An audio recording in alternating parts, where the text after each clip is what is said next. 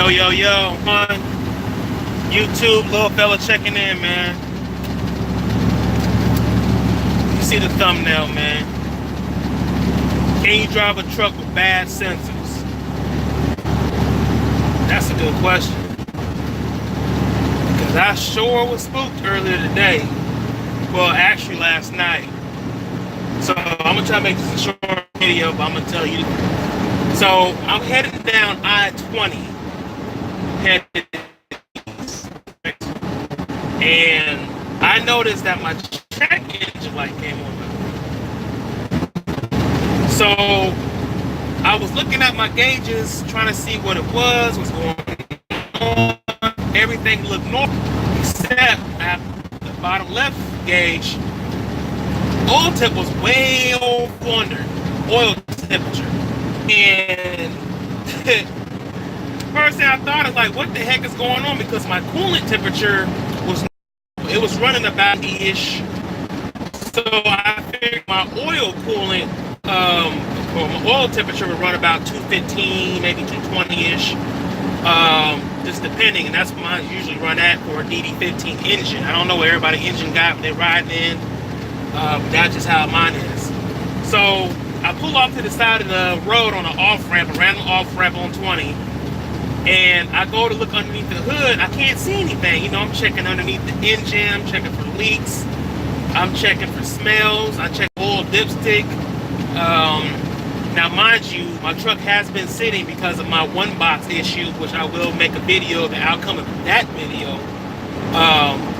You'll be surprised what a mechanic or a dealer would tell you to make more money off of you. But I definitely post a video about that too. But I have all that one box problem I was talking about in my previous video.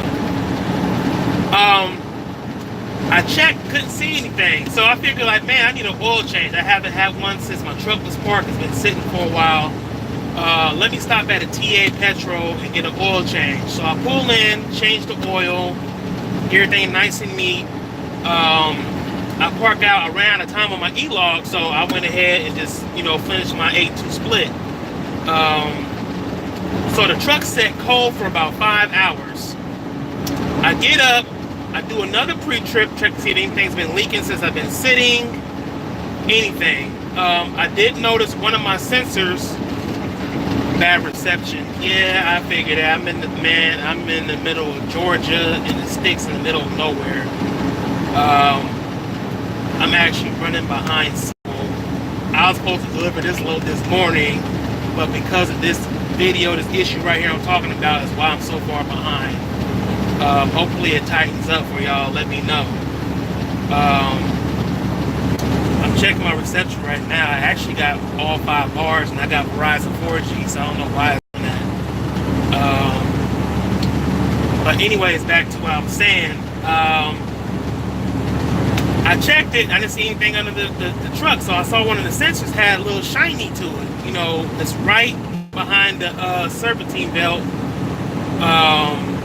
right below the top of the head, close to the front on the driver's side. I saw it, and I will show you an example of what I'm talking about. All right, cool. It's better. I will show you an example of what I was talking about. So, I tried to ask the TA lady if they had any sensors that I could buy that I needed. I figured it was my oil temperature sensor because it was reading all erratic and I don't know what it was doing. I got a digital and a gauge, and she did not have it. She didn't know what it looked like. And then I was like, well, why don't you just ask the mechanic and, see what they can do. He said, oh, the mechanic called off today. Your mechanic called off today? You have no mechanics at this TA shop I'm sitting at right now? And she said, no. I said, so what's going on with the truck in the shop? And she said, oh, he's been sitting there for about 2 days. Not even worried about it. It's been sitting there for 2 days. Whatever. Couldn't do much more there. Go across the overpass after Googling a diesel repair shop. I asked this guy, I said, do you have any sensors in stock? He said, no, we have to do a parts run. I said, well, how much it costs for a parts run? He's like $150. I said, where would you get the parts from? He said, Birmingham. Birmingham? Wow, you gonna charge something that's less than 50 miles away. You gonna charge $150 to go get some sensors? You got me bent. I can go get it myself. I slid him. I said, screw it. I need to head towards delivery. I'm running behind schedule. You know, today is Friday. I ain't playing around. I get back on the highway. So I'm riding with my check engine light on and my malfunction indicator light on. When that happened, my gauge dropped all the way down to nothing. It went off, it fell off. The oil temperature dropped down to nothing. It fell off. Only thing that's reading, aside from my other gauges like my PS and my air and all that, my speedometer and RPMs, is just the oil pressure. It's reading correct, and it's running at 50 PSI going down the highway at 65 miles an hour. So I stopped at Atlanta. I stopped in Atlanta to a Freightliner dealer over there. And I mean, these people overcharge ridiculous, like these TA Petrols for parts runs and so on and so forth. The TA or the Petro in Atlanta was charging $100 for a part run, and then they was gonna give an additional upcharge for each sensor I needed. I said, nah, I just get it myself. So I took the risk, like I said, drove the truck to a Freightliner dealer in Atlanta, and I bought the oil pressure gauge sensor. I also bought the which is, let me reach, I'll show you. This is the oil pressure gauge sensor right here. It's pretty big. This was $26. Then I got the oil temp, and then I also got the water coolant, and they're exactly the same. And it's this one right here. It's a little bit smaller. And these was about 24 bucks a piece at the dealer. So I bought all three of them, spent about 80 bucks, and I plan on putting them on myself. I have a whole tool set back there, brand new. I spent about $250 on. I'm about to put it to use. So to answer your question, can you go down the highway with these sensors? I have been. The downside is I do have a loss of power in turbo. I usually cool about 30 pounds per 30 psi. Going up a hill in ninth gear or 10, just depending on how fast I'm going. Right now, I'm probably getting about 18 psi at best. So you will have a loss of power, and I do have a 43,000 pound. But you can still drive. I have driven for the past 250 miles, and that too late light haven't came on yet. I'm over here just have anxiety like I don't know what, waiting to see if that's going to come on or not.